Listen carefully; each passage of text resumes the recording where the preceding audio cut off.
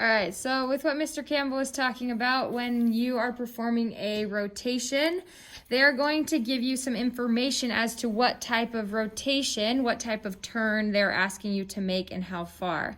So on this one here, they're saying to perform a 90-degree rotation clockwise about the origin, which is that center point right here. So there are a couple of steps using this. So that tracing paper, if you can see as I place this over it, you can see that you can see through it. So this will help us become master rotators. So there are a couple of steps in order to make this simple and kind of carefree. So what you're going to start by doing is to first trace the X and Y axis. Trace the X and Y axis.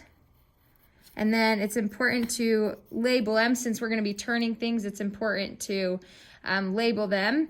So now, if you see here, so now I just have an X and a Y.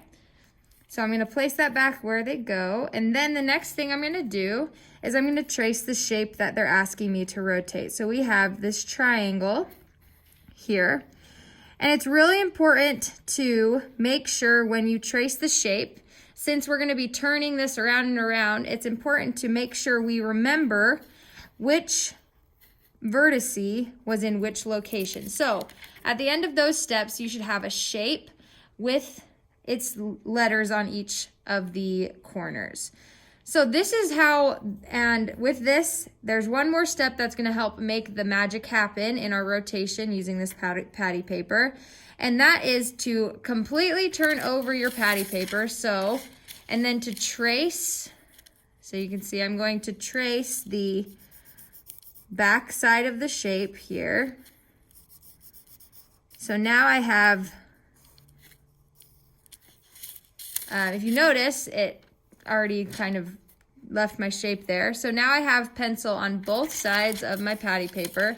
So I'm going to go back to my beginning point, and now I can actually perform my rotation that they asked me to do. So I'm going to place my, pencil right at the origin, and then it says to perform a clockwise 90-degree rotation. So clockwise moves to the right. And so I'm going to take my patty paper, and you see that it's moving. So I'm moving it 90 degrees, so I'm about 45 degrees. And now I am at 90 degrees here. So since I traced my shape on both sides, I can now trace back over my shape on the front.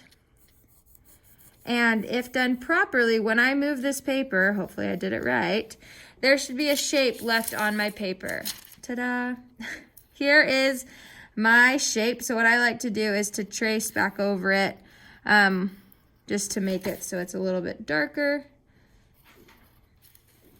So and why we labeled those shapes at the letters at the first, because once we turn it, so once that 90 degree happened, we now have all of our vertices in different locations. So we know that this top one is no longer R, but it becomes R prime. This one here is no longer S, but this becomes S prime.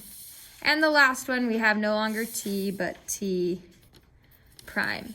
And so with the patty paper, it allows you to turn your shapes without having to really stress about the coordinate point location of each of them.